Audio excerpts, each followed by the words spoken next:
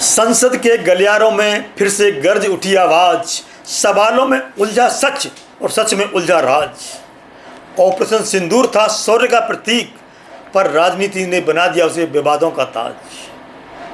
अखंड भारत की बात फिर अधूरी क्यों रहने दी ऑपरेशन सिंदूर की भाई। जब मांग में सिंदूर भर दिया तो अब भी तय करो पाक की विदाई। इस चंद्रशेखर आज़ाद और हनुमान बेनीवाल की लाइनों से उठाया है हमने। 22 अप्रैल 2025 को पहलगाम की वायुसेना घाटी में जो हमला हुआ, आतंकी हमला हुआ, उसमें 26 मासूम नागरिकों की जान चली गई। पूरा देश स्तब्ध था और तभी 7 मई की रात भारत ने किया पलटवार।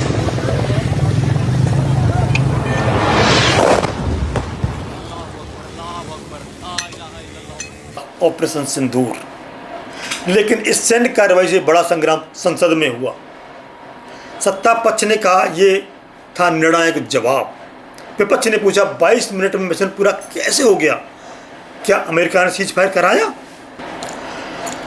आप देखते हैं संसद में क्या बोले सत्ता पक्ष के नेता और कैसे विपक्ष ने उनसे तीखे सवाल दागे। रक्षा मंत्री राजनाथ सिंह बनाम राहुल गांधी, क्या हुआ। पूरा ऑपरेशन मात्र अध्यक्ष महोदय जानकर पूरे सदन को प्रसन्नता होगी कि विद इन 22 मिनट्स पूरा ऑपरेशन समाप्त हो गया। राजनाथ सिंह जी कहते हैं कि हमने 22 मिनट में 9 आतंकी ठिकाने तबाह कर दिए गए, 100 से अधिक आतंकियों को, ट्रेनर्स को और हैंडलर्स को मार गिराया, निस्तनाबूद कर दिया, ध्वस्त कर दिया। हमने हमला किसी दबाव में नहीं रोका, हमने अपने लक्ष्य पूरे कर लिए थे। अगर पाकिस्तान ने दोबारा हिमाकत की तो ऑपरेशन सिंदूर फिर से शुरू करेंगे और ज़्यादा ताकत के साथ करेंगे और सटीकता के साथ करेंगे। लेकिन यहीं राहुल गांधी ने सवाल खड़ा कर दिया, अगर ऑपरेशन इतना सफल था तो फिर 22 मिनट में ही क्यों रोक दिया गया। के साथ स्वीकार की गई थी, रुकिए तो आगे जारी क्यों नहीं रखा गया उसको। क्या अमेरिकी राष्ट्रपति ट्रंप का दबाव था। क्या हमारी वायुसेना को पाकिस्तान की मिलिट्री साइट पर हमला करने के रोका गया था। उन्होंने सीधा आरोप लगाया सरकार के ऊपर। सरकार ने सेना को आधे रास्ते क्यों रोक दिया। जब सेना पीओके में घुस गई थी, एयरफोर्स के हाथ क्यों बांध दिए गए जब हमला तेजी से हो रहे थे तो पाकिस्तान के ऊपर।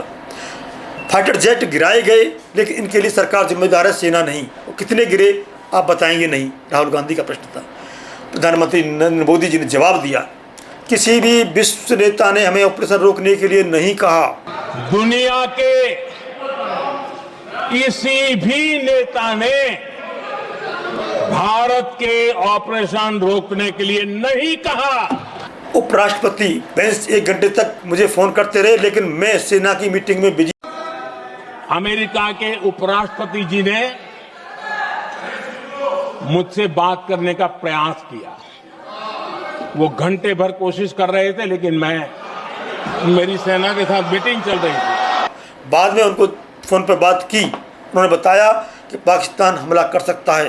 तो अमेरिका के उपराष्ट्रपति जी ने मुझे फोन पे बताया कि पाकिस्तान बहुत बड़ा हमला करने वाला है। तो हमने बताया अगर पाकिस्तान हमला करेगा तो हम उससे बड़ा जवाब देंगे।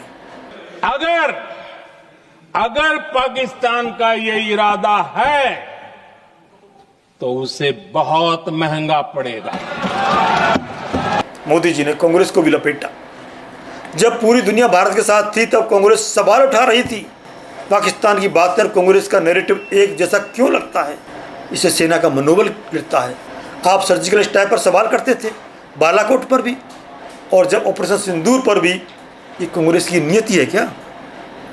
वहीं गृह मंत्री अमित शाह ने कांग्रेस को आड़े हाथों लिया। कांग्रेस की अपीजमेंट पॉलिटिक्स ने आतंकवादियों को सह दी, आरोप लगाया। बाटल हाउस में आतंकवादियों मारा, लेकिन सोनिया गांधी उनके लिए रोई। क्यों भाई। दौड़ते दौड़ते सलमान खुर्शीद जी आंसुओं से लहस बाहर आते। बाहर मैनेज मीडिया खड़ा है, उसके सामने कहते हैं कि सोनिया जी पूरी रात सो नहीं पाती है, इनके आंसू देखकर मेरी आंख से आंसू दिखे। ठीक है भाई, किस लिए आंसू बहाए। बाटला हाउस में वो पाकिस्तान प्रेरित आतंकवादी मारे गए, उसके लिए। हिंदू आतंक शब्द गढ़ा गया सिर्फ वोट के लिए, बड़ा आरोप लगाया कांग्रेस के ऊपर। कांग्रेस ने देश की सुरक्षा नहीं, राजनीति को प्राथमिकता दी, कहना है गृह मंत्री अमित शाह जी का। उन्होंने दो टूक कहा, आज जो ऑपरेशन सिंदूर हुआ है वो दिखता है कि भारत अब आतंकवाद के जड़ पर वार करता है और घुस के वार करता है, सिर्फ बातें नहीं करता, अंदर तक आतंकवाद को समूल नष्ट करता है। हनुमान बेनीवाल बोले, भारत ने पाकिस्तान पर सिंदूर लगा दिया, मांग भर दी और तो पाकिस्तान भारत की पत्नी बन गई, विदाई कर लो, हो गया थारा काम। पूरी संसद में ठाके गूंजते हैं इसके ऊपर। चंद्रशेखर आज़ाद सांसद नगीना बोले, देश एकजुट था, सेना तैयार थी, क्या हम पीएमओ को नहीं ले सकते थे? एक तरफ तो आप कहते हैं कि अखंड भारत बनाएंगे, तो अच्छा मौका होता अखंड भारत बनाने का। प्रधानमंत्री अखंड भारत के पीएम होते, वित्त मंत्री अखंड भारत की वित्त मंत्री होती। ऐसे अगर सरकार को, मैंने कई बार सुना सरकार के लोग अखंड भारत की बात करते हैं, इससे अच्छा मौका आपको काम मिलता। पीओके लेने के बाद हमारे उत्तर प्रदेश के मुख्यमंत्री बार बार कहते हैं कि चुनाव में कह रहे थे 6 महीने के बाद पीओके इधर होगा, सरकार बन की, जनता ने तो मौका दे दिया, कहाँ है पीओके, क्यों नहीं लेके आए इस बार आप लोग? अमेरिका ने हमें रोक दिया क्या? लेकिन अब अमेरिका में बैठ के कोई देश के फैसले कर ले तो देश की गरिमा पे, संप्रभुता पे बहुत बड़ा हमला है। किसी कहने पे रुके हम? एक तरफ अमेरिका खुद को दोस्त बताता है, दूसरी तरफ सीज फायर की बात करके हमें नीचा दिखाता है। ऐसे दोस्तों से दुश्मन अच्छे। वहीं पूर्व मुख्यमंत्री अखिलेश यादव बोले, पहलगाम में हमले में क्या हुआ, खुफिया एजेंसी कहाँ थी, इंटेलिजेंस फेलियर के लिए जिम्मेदार कौन है? उन्होंने सीधा हमला बोला और उन्होंने कहा कि एनकाउंटर हुआ आतंकवादियों का, ये अभी क्यों हुआ? भारत की विदेश नीति पूरी तरह विफल हो गई, ना चीन से निपट पा रहे हैं, ना पाकिस्तान से निपट पा रहे हैं। पाकिस्तान हमला करता है और हम 22 मिनट में ऑपरेशन रोक देते हैं, क्यों? अखिलेश यादव ने कहा, सरकार कह रही है कि ऑपरेशन पूरा हुआ, हम पूछते हैं फिर पीओके क्यों नहीं लिया? और हमें बताइए 2014 से पहले भारत का क्षेत्रफल कितना था और आज कितना है, कितना कम हुआ है? उत्तर दो।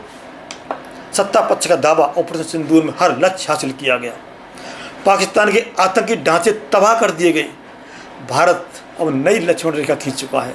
और विपक्ष का आरोप, 22 मिनट में ऑपरेशन कैसे पूरा हो गया? अमेरिका का दबाव था, इंटेलिजेंस फेलियर की जवाबदेही कौन लेगा? क्या सरकार ने सेना को पूरी छूट दी या राजनीतिक सीमाएं खड़ी कर दी?